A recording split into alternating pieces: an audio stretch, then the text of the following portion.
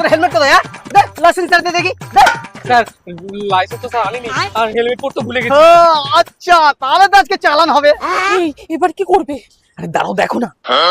Sir বলছি কিছু নিয়ে দিয়ে ব্যাপারটা এখানে মিটিয়ে নিন। ঠিক আছে, 500 টাকা দে।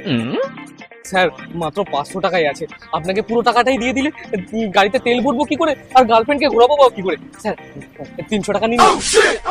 দে, ঠিক আছে তাই দে। কিন্তু স্যার খুচরো তো নেই।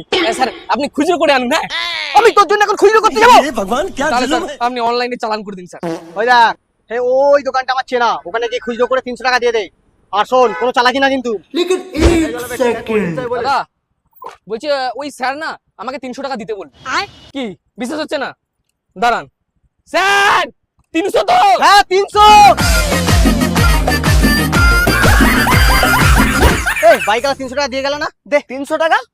উনি তো আমার কাছে 300 টাকা নিয়ে গেছে, বললো আপনি দিতে বললেন।